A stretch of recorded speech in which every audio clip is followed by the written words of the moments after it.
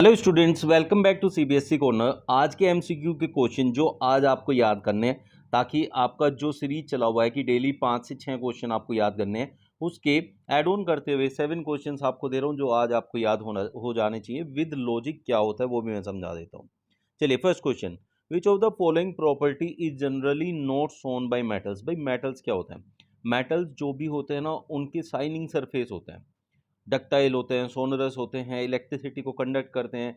But मैंने main point जो सबसे पहले बोला वो है कि शाइनिंग सरफेस होते हैं। तो डलनेस का यहाँ क्या काम है? कुछ भी काम नहीं है। तो इट मीन्स ये तो प्रॉपर्टी नहीं हो सकती ना मेटल्स की। तो option C is your correct answer, क्योंकि इलेक्ट्रिकल कंडक्शन होता है। भाई गुड कंडक्टर ऑफ इलेक्ट्रिसिटी होते हैं। सोनरस होता है, हिट करते तो उनमें से आवाज़ आती है, उसको सोनरस कहते हैं। Ductility can be drawn into wires, wires में बदल सकते हैं। तो ये सारी प्रॉपर्टी शो करते हैं, लेकिन डलनेस शो नहीं करते हैं। Therefore this is the property जो हम कह सकते हैं कि metal generally not does not show.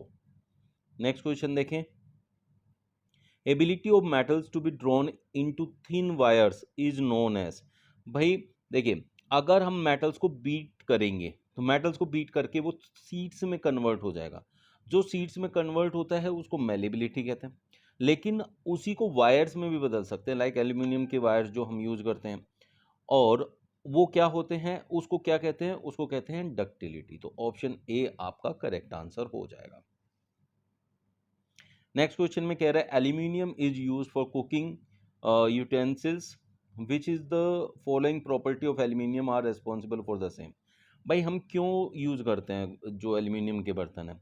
तो उनकी दो तीन चीजें हैं जो उसमें उसको बनाती है उसके लायक। एंड दैट इज कि भाई उनकी गुड थर्मल कंडक्टिविटी होती है। जब भी आप यूटेंसिल्स बनाएंगे तो उसकी थर्मल कंडक्टिविटी बढ़िया होनी चाहिए, हाई मेल्टिंग पॉइंट होना चाहिए। पता चला सब्जी से पहले तो बर्तन ही गल गया, है ना? तो ऐसा नहीं होना चाहिए ना। तो अब हम दो पॉइंट यहाँ जो सबसे मेन निकाल के लाए हैं, एक तो गुड थर्मल कंडक्टिविटी होनी चाहिए और एक हाई मेल्टिंग पॉइंट होना चाहिए। यहाँ इलेक्ट्रिकल कंडक्टिविटी का कोई लेना देना नहीं है, क्योंकि हमें तो हीट कंडक्ट करनी है। डक्टिलिटी वायर्स में हमें चेंज करना नहीं है। तो first and fourth option D आपका करेक्ट आंसर होगा। ऐसे क्वेश्चंस बहुत आते हैं जिसमें एक से ज़्यादा ऑप्शन होते हैं, तो यहाँ आपको उनकी प्रॉपर्टीज जब पता होगी तो एमसीक्यूज बहुत आसान होंगे। Which one of the following metals do not react with cold as well as hot water? देखिए, सोडियम और कैल्शियम, मैग्नीशियम रिएक्टिविटी सीरीज के टॉप पे आते हैं, ठीक है। तो ये तो इजीली जो है वाटर के साथ रिएक्ट करते हैं। लेकिन आयरन जो है, आयरन ना तो कोल्ड वाटर के साथ रिएक्ट करता, ना ही हॉट वाटर के साथ रिएक्ट करता। ये करता है रिएक्ट सिर्फ स्टीम के साथ। तो इसलिए हमारा आंसर होगा ऑप्शन डी, आयरन। क्यों होगा? पिछले क्वेश्चन का आंसर देते हुए यहाँ पे देखिए, दो क्वेश्चन का आंसर एक साथ हो जाएगा। क्यों ये दोनों क्वेश्चन लिए? बहुत इंपॉर्टेंट है, इन्हें जरूर कर लेना दोनों को। वो कह रहा है विच of the following oxide of iron would be obtain on prolong reaction of iron with steam. तो आयरन किसके साथ रिएक्ट कर रहा है? स्टीम के साथ रिएक्ट कर रहा है। तो अगर मैं आयरन लूँ तो Fe प्लस H2O के साथ रिएक्ट कर लूँ इसको, तो मुझे मिलता है Fe3O4। ये मिलता मुझे। इसको कहते हैं magnetic oxide of iron. Plus यहाँ से हाइड्रोजन गैस मिलेगी। बैलेंस करने जाए तो यहाँ 3Fe, यहाँ 4H2O और यहाँ 4H2, लाइक दिस। तो अब हम क्या कह सकते हैं? इसका जो आंसर आपने लिखना है दैट इज CFe3O4। ये मिल गया आपको यहाँ से। ये याद करने, ये रिएक्शन आपकी बड़े काम की है, ये बहुत पूछी जाती है। What happens when calcium is treated with water? देखिए, सोडियम और पोटेशियम बहुत रिएक्टिव होते हैं, सबसे ज़्यादा रिएक्टिव होते हैं। आप लोगों को पता है, रिएक्टिविटी सीरीज में भी सबसे ऊपर रहते हैं। तो वो दोनों जो है कोल्ड वाटर से रिएक्ट करते हैं। जो कैल्शियम है ये भी कोल्ड वाटर से ही रिएक्ट करता है, ठीक है।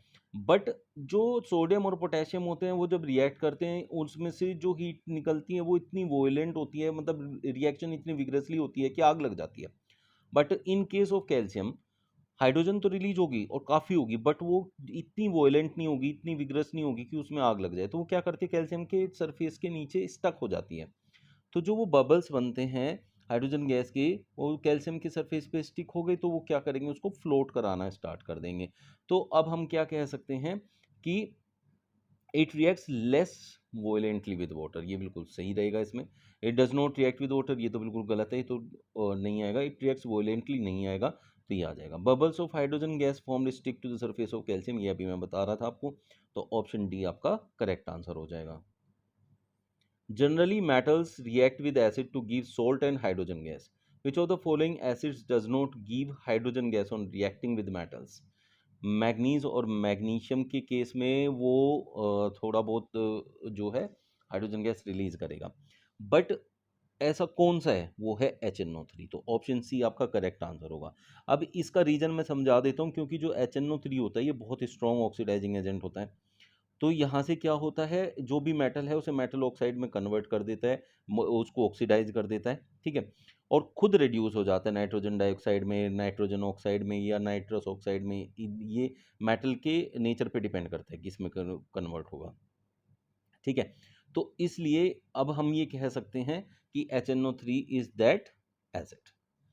तो ये थे आज आपके 7 क्वेश्चंस जो आपको याद करने हैं। आई होप आपका सेशन आज का बहुत यूजफुल रहेगा। मिलते हैं कल नए सेशन में। Thank you.